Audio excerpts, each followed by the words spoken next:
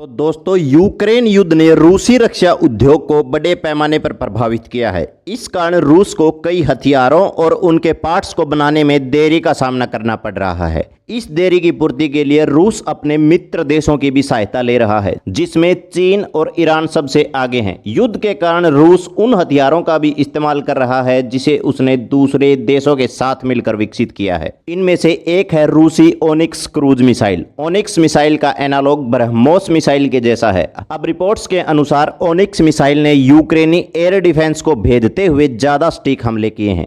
वहीं दुनिया की सबसे तेज मिसाइल मानी जाने वाली किंजल उतना प्रभाव नहीं छोड़ सकी है। आइए आपको बताते हैं कि कैसे ओनिक्स मिसाइल ने मचाया तहलका। यूरेशियन टाइम्स ने स्पुतनिक न्यूज की रिपोर्ट का हवाला देते हुए कहा है कि ब्रह्मोस एनालॉग पर आधारित मिसाइलों ने यूक्रेन को सबसे ज्यादा परेशान किया है। रिपोर्ट्स में भारतीय वायुसेना के रिटायर्ड अधिकारी और सैन्य विश्लेषक विजेंद्र ठाकुर ने बताया कि यूक्रेनी जनरल स्टाफ के आंकड़ों ने भी ब्रह्मोस एनालॉग पर आधारित ओनिक्स मिसाइल की सफलता बताई है। रिपोर्ट्स के अनुसार यह मिसाइल यूक्रेनी एयर डिफेंस को भेदने में सबसे सफल साबित हुई है। रूस यूक्रेन युद्ध पर नजर रखने वाले ठाकुर ने कहा, ओनिक्स के खिलाफ यूक्रेनी एयर डिफेंस की मार क्षमता सिर्फ 5.7% रही है। उन्होंने बताया कि ओनिक्स से बेहतर सिर्फ 2 मिसाइलें हैं, जिनमें से एक है KH-22 और दूसरी है इस्कंदर M। उनका तर्क है कि अन्य रूसी मिसाइलों के पास ओनिक्स की तुलना में यूक्रेनी एयर डिफेंस को भेदने की कम संभावना है। इनमें KH-35 मिसाइल की क्षमता 6.67%, किंजल हाइपरसोनिक एरोबिलास्टिक मिसाइल की क्षमता 25.23% और इस्कंदर के शॉर्ट रेंज बैलिस्टिक मिसाइल की क्षमता 37.62% बताई है। आइए अब हम बताते हैं ओनिक्स मिसाइल के बारे में। P-800 ओनिक्स एक सुपरसोनिक क्रूज मिसाइल है जिसे रेवतु एनपीओ मैसिनोस्ट्रोनिया ने विकसित किया है। इस मिसाइल को खास तौर पर दुश्मन के युद्ध पोतों का मुकाबला करने और मजबूत फायर पावर के साथ इलेक्ट्रॉनिक काउंटरमेसर्स की स्थितियों में जमीनी लक्ष्य को नष्ट करने के लिए डिजाइन किया गया है। इलेक्ट्रॉनिक काउंटरमेसर्स में रडार जैमिंग जैसी तकनीक इस्तेमाल में लाई जाती है। मुख्य रूप से युद्ध पोतों के लिए विकसित किए गए इस हथियार का इस्तेमाल जमीनी लक्ष्यों पर हमला करने के लिए किया जाता है। जुलाई 2023 में यूक्रेन की सशस्त्र सेनाओं के प्रवक्ता यूरी इहनात ने कहा कि जमीनी लक्ष्यों के खिलाफ तैनात किए जाने पर ओनिक्स मिसाइल कई तकनीकी चुनौतियां पेश करती है, जिनमें से सबसे बड़ी चुनौती इसकी गति है। 20 जुलाई की सुबह टेलीथॉन पर उन्होंने कहा, ओनिक्स मिसाइलों को युद्धपोतों और जहाजों को नष्ट करने के लिए डिजाइन किया गया है। वे 3000 किलोमीटर प्रति घंटे की रफ्तार से उड़ती हैं, यानी बहुत ज्यादा तेज। प्रवक्ता ने यह भी कहा कि ओनिक्स मिसाइल की फ्लाइट पाथ भी इसकी गति की तुलना में इसका पता लगाने और रोकने को अधिक कठिन बनाती है। तो दोस्तों, आज के लिए बस इतना ही। डेली न्यूज अपडेट्स के लिए सब्सक्राइब करें हमारा चैनल नेशन हर्ट।